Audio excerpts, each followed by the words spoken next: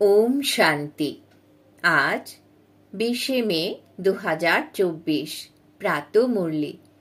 বাবাজ বলেছেন, মিষ্টি বাচ্চারা, তোমরা বাবার কাছ থেকে ভক্তির ফল নিতে এসেছ।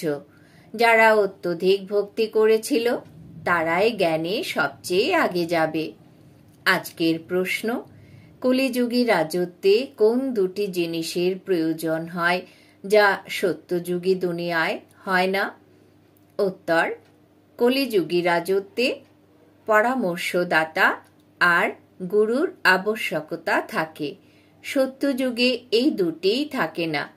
ওখানে কারোর রায় নেওয়ার প্রয়োজন নেই, কারণ সত্যযুগী রাজত্ব সঙ্গমেই বাবার শ্রীমতের দ্বারা স্থাপিত হয়। এমন শ্রীমত পাওয়া যায় যা 21 প্রজন্ম পর্যন্ত চলে আর সকলেই সদ্গতিতে থাকে, তাই গুরুরও প্রয়োজন পড়ে না। ওম শান্তি। ওম শান্তির অর্থ কি? স্বধর্মেই বসো বা নিজেকে আত্মা নিশ্চয় করে বসো, তবে শান্ত হয়ে বসতে হবে। একে বলা হয় স্বধর্মে স্থিত হওয়া। ভগবান উবাচ, স্বধর্মে স্থিত হও। তোমাদের বাবা বসে তোমাদের পড়াচ্ছেন। অসীম জগতের বাবা অসীম জগতের পড়াশোনা করাচ্ছেন, কারণ বাবা অসীম জগতের সুখ দেবেন। পড়াশোনা করলে সুখ পাওয়া যায়, তাই না? বাবা এখন বলছেন যে নিজেকে আত্মা নিশ্চয় করে বসো। অসীম জগতের বাবা এসেছেন তোমাদের হীরে তুল্য বানাতে। হীরে তুল্য তো দেবী দেবতারাই হয়। তারা কখন এমন হন? এত উচ্চ পুরুষোত্তম কিভাবে হয়েছেন? বাবা ছাড়া আর কেউ কথা বলতে পারে না। তোমরা তো ব্রাহ্মণ, প্রজাপিতা ব্রহ্মার সন্তান। তোমাদেরকেই আবার দেবতা হতে হবে। ব্রাহ্মণদের হয় শিখা। তোমরা শূদ্র থেকে ব্রাহ্মণ হয়েছ। তোমরা হলে প্রজাপিতা ব্রহ্মার মুখবংশজাত, গর্ভজাত নও। কলিযুগী সকলেই হল গর্ভজাত। সাধু সন্ত ঋষি মুনি ইত্যাদিরা সকলেই দাপর থেকে গর্ভজাত হয়েছে। আর এখন শুধু তোমরা প্রজাপিতা ব্রহ্মা কুমার কুমারীরাই মুখবংশীয় হয়েছ। এ হলো তোমাদের সর্বোত্তম কুল, দেবতাদের থেকেও উত্তম। কারণ তোমাদেরকে যিনি পড়ান, মনুষ্য থেকে দেবতায় পরিণত করেন, সেই পিতা এসেছেন, বাচ্চাদের বসে বোঝাচ্ছেন। কারণ ভক্তি মার্গের লোকেরা এখানে আসেই না, আসে জ্ঞান মার্গের লোকেরা। তোমরা আসো অসীম জগতের বাবার কাছ থেকে ভক্তির ফল নিতে। ভক্তির ফল এখন কে নেবে? যারা সবচেয়ে বেশি ভক্তি করেছে তারাই প্রস্তর থেকে পারস বুদ্ধি সম্পন্ন হয়। তারাই এসে জ্ঞান নেবে, কারণ ভক্তির ফল ভগবানকে এসে দিতে হয়। এ হলো সঠিকভাবে বোঝার মতো বিষয়। এখন তোমরা কলিযুগী থেকে সত্যযুগী, বেকারি থেকে নির্বিকারী হও বা পুরুষোত্তম হও। তোমরা এসেছ এই রকম লক্ষ্মী নারায়ণের মতো হতে। এরা হলেন ভগবান ভগবতী।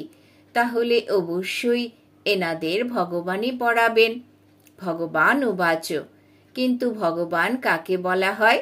ভগবান তো একজনই। ভগবান কখনো হাজার হাজার কোটি কোটি হয় না, আবার মাটি পাথরেও থাকেন না। বাবাকে না জানার কারণে ভারত কত কাঙাল হয়ে গেছে। বাচ্চারা এখন জানে যে ভারতে এনাদের রাজধানী ছিল। এনাদের সন্তানাদি যারাই ছিল তারা রাজধানীর মালিক ছিল। তোমরা এখানে এসেছই রাজধানীর মালিক হতে। এরা তো এখন নেই, তাই না? ভারতে এদের রাজ্য ছিল। বাচ্চাদের বোঝানো হয়, যখন এই দেবী দেবতাদের রাজধানী ছিল, সূর্যবংশীয় চন্দ্রবংশীয়রা ছিল, তখন অন্য কোনো ধর্ম ছিল না। এই সময় আবার অন্য সব ধর্মই রয়েছে, শুধু এই ধর্মই নেই। এই যে ভিত রয়েছে, যাকে কাণ্ড বলা হয়, এই সময় মনুষ্য সৃষ্টিরূপী বৃক্ষের কাণ্ড সম্পূর্ণরূপে নষ্ট হয়ে গেছে, আর বাকি সবই দাঁড়িয়ে আছে। এখন এই সবেরও আয়ু পূর্ণ হচ্ছে। এ হলো মনুষ্য সৃষ্টিরূপী ভ্যারাইটি বৃক্ষ। বিভিন্ন নাম, রূপ, দেশ, কাল অনেক রকমের, তাই না? কত বড় বৃক্ষ! বাবা বোঝান, প্রতিকল্পে এই বৃক্ষ জর্জরীভূত তমপ্রধান হয়ে যায়। তখনই আমি আসি, তোমরা আমাকে ডাকো, বাবা এসো। আমাদের অর্থাৎ অপবিত্রদের এসে পবিত্র করো হে পতিত পাবন। বললে তো নিরাকার পিতাই স্মরণে আসে, সাকারি তো কখনো স্মরণে আসবে না। পতিত পাবন সদ্গতি দাতা তো একজনই। যখন সত্য যুগ ছিল তখন তোমরা সদ্গতিতে ছিলে, এখন তোমরা পুরুষোত্তম সঙ্গম যুগে বসে রয়েছ। বাকি আর সবাই কলিযুগে রয়েছে, তোমরা রয়েছ পুরুষোত্তম সঙ্গম যুগে। উত্তম থেকে উত্তম পুরুষ বা উচ্চ থেকেও উচ্চ রূপে গায়ন হয় একমাত্র ভগবানের। উচ্চ তোমার নাম, উচ্চ তোমার ধাম। উচ্চ থেকেও উচ্চ যিনি, তিনি পরম ধামে থাকেন, তাই না? এ অতি সহজেই বোঝা যায়। সত্যযুগ, ত্রেতা, দাপর, কলিযুগ, এরপর আবার সঙ্গম যুগ। একে অর্থাৎ সঙ্গম যুগকে কেউ জানে না। ড্রামায় এই ভক্তি মার্গ তৈরি হয়েই রয়েছে। এমন কথা বলতে পারো না যে বাবা এই ভক্তি মার্গ আবার কেন বানিয়েছ, এ তো অনাদি। আমি বসে তোমাদের ড্রামার রহস্যকেই বোঝাই। আমি যদি বানাই তাহলে আবার বলবে কবে বানিয়েছ। বাবা বলেন এ হলো অনাদি। শুরু কবে হয়েছিল এই প্রশ্ন আসতেই পারে না। যদি বলি অমুক সময়ে শুরু হয়েছিল, তখন আবার বলবে যে কবে শেষ হবে। কিন্তু না, এ তো অনাদি চক্র চলতেই থাকে। তোমরা চিত্রও তো বানাও। ব্রহ্মা, বিষ্ণু, শঙ্করের এরা হলেন দেবতা। ত্রিমূর্তি দেখানো হয়, এর মধ্যে সর্বোচ্চ শিবকে দেখানো হয় না, ওনাকে আলাদা করে দেওয়া হয়েছে। ব্রহ্মার দ্বারা স্থাপনা সে তো এখন হচ্ছে। তোমরা নিজেদের রাজধানী স্থাপন করছো। রাজধানীতে তো সর্বপ্রকারের পদ রয়েছে, প্রেসিডেন্ট রয়েছে, প্রাইম মিনিস্টার রয়েছে, চিফ মিনিস্টার রয়েছে। এরা সব হলো পরামর্শদাতা। সত্যযুগে পরামর্শদাতার কোনো দরকার নেই। এখন তোমরা যে রায় বা শ্রীমত পাও তা অবিনাশী হয়ে যায়। দেখো এখন কত পরামর্শদাতা রয়েছে, সংখ্যায় অনেক। টাকা পয়সা খরচ করে মিনিস্টার ইত্যাদি হয় পরামর্শ দেওয়ার জন্য। স্বয়ং সরকারও বলে যে এরা সবাই করাপ্টেড, অনেক খায়, অর্থাৎ অনেক পয়সা নেয়। এ তো হলোই কলিযুগ। ওখানে তো এমন হয় না, পরামর্শদাতা ইত্যাদির দরকারই নেই। এই মত 21 প্রজন্ম চলতে থাকে, তোমাদের সদ্গতি হয়ে যায়। ওখানে তো গুরুরও প্রয়োজন নেই। সত্যযুগে না গুরু থাকে না পরামর্শদাতা থাকে। এখন তোমরা শ্রীমত পাও অবিনাশী 21 প্রজন্মের জন্য, 21 জন্মের বৃদ্ধাবস্থার জন্য। বৃদ্ধ হয়ে আবার শরীর ত্যাগ করে গিয়ে বাচ্চা হবে। যেমন সর্প এক খোলস ত্যাগ করে আবার দ্বিতীয় খোলস ধারণ করে, তেমন পশুদের উদাহরণ দেওয়া হয়। মানুষের মধ্যে তো এখন এতটুকু বুদ্ধি নেই, কারণ তারা প্রস্তর বুদ্ধি সম্পন্ন হয়ে গেছে। বাবা বোঝান যে মিষ্টি মিষ্টি বাচ্চারা, তোমরা হলে ব্রাহ্মণ ব্রাহ্মণী।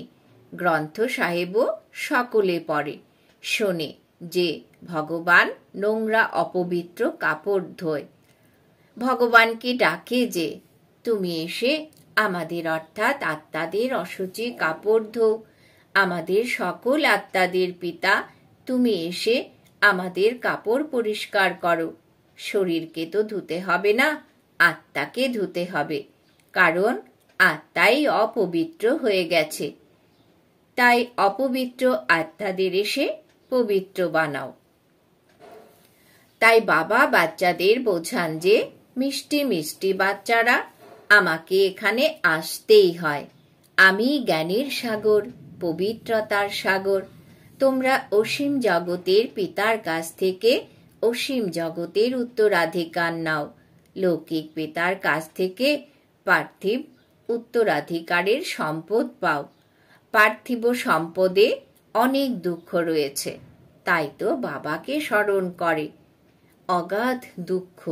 বাবা বলেন এই 5 বিকার রূপী রাবণী হলো তোমাদের সবচেয়ে বড় শত্রু। এ আদি মধ্য অন্ত দুঃখ দেয়। হে মিষ্টি বাচ্চারা, যদি এই জন্মে ব্রাহ্মণ হয়ে কামকে জয় করতে পারো তবে জগৎ জিত হয়ে যাবে। তোমরা পবিত্রতাকে ধারণ করোই দেবতা হওয়ার জন্য।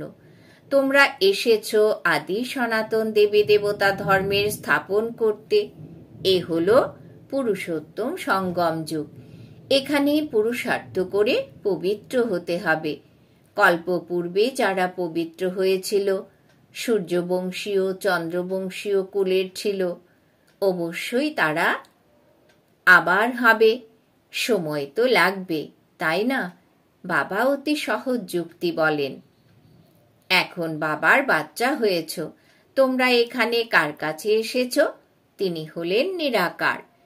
তিনি এই শরীরকে অর্থাৎ ব্রহ্মার শরীরকে ধার হিসেবে নিয়েছেন। তিনি স্বয়ং বলেন এ হলো এনার অনেক জন্মের অন্তিমেরও অন্তিম জন্ম। তাই এ হলো সর্বাপেক্ষা অধিক পুরাতন শরীর। আমি তো আসি পুরনো রাবণের আসুরি দুনিয়ায়, আর তার শরীরেই আসি যে আবার তার নিজের জন্মকেই জানে না। এ হলো অনেক জন্মেরও অন্তিম জন্ম।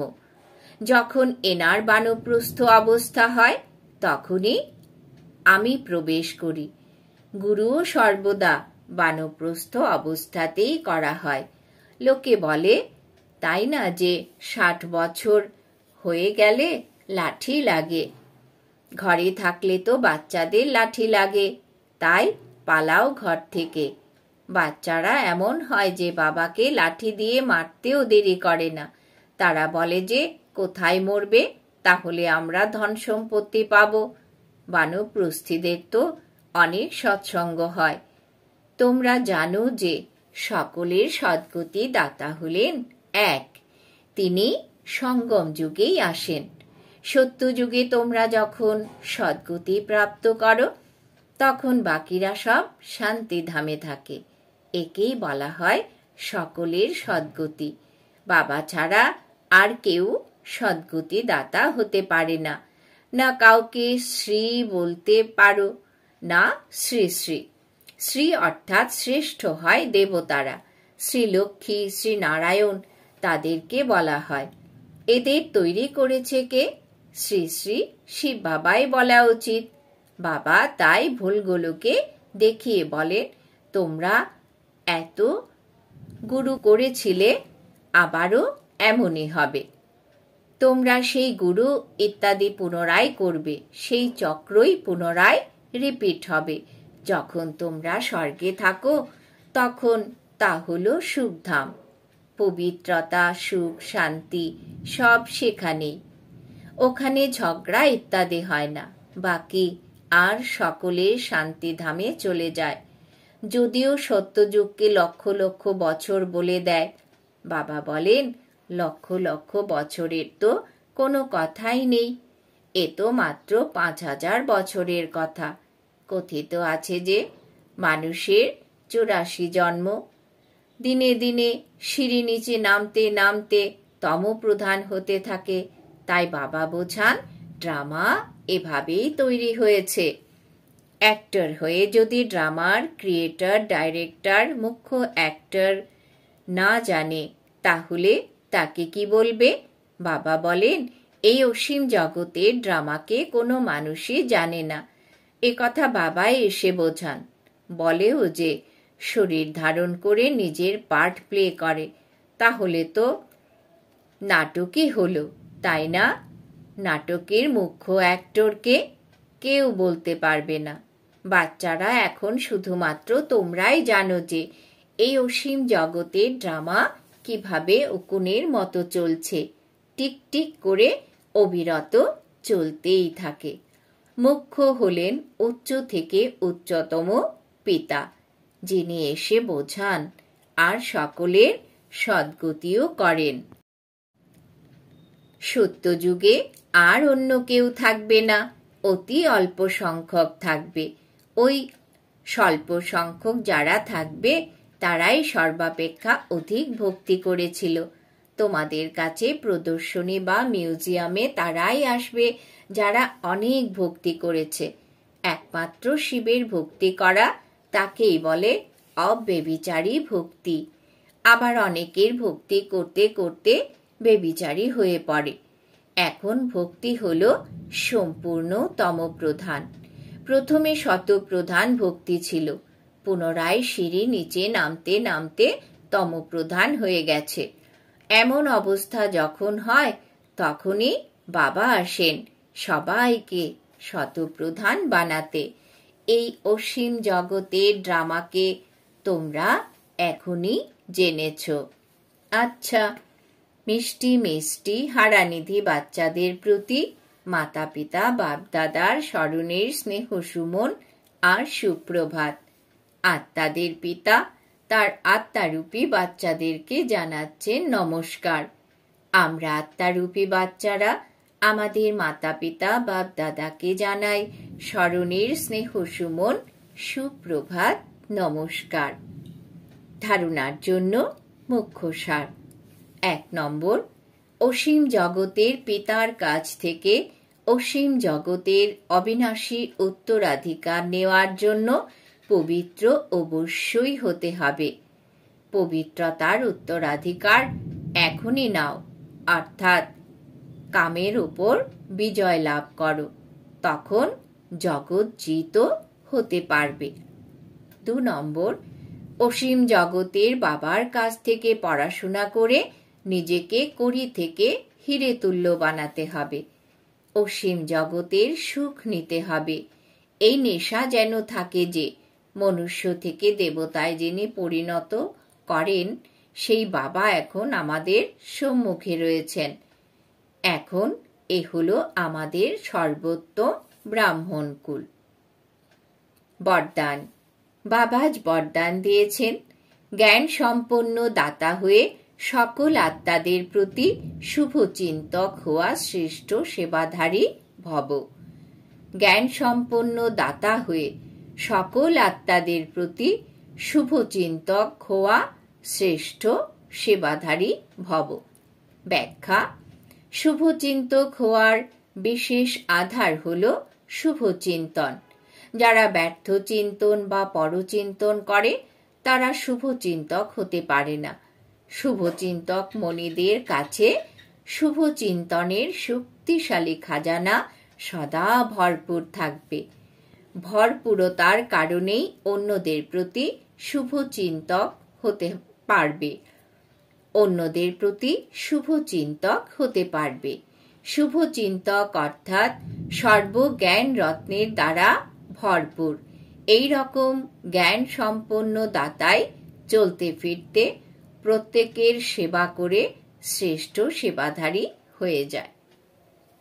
স্লোগান: বিশ্ব রাজ্য অধিকারী হতে গেলে বিশ্ব পরিবর্তনের কার্যে নিমিত্ত হও। বিশ্ব রাজ্য অধিকারী হতে হলে বিশ্ব পরিবর্তনের কার্যে নিমিত্ত হও। আজকের সমান আমি শ্রেষ্ঠ সেবাধারী আত্মা। ওম শান্তি।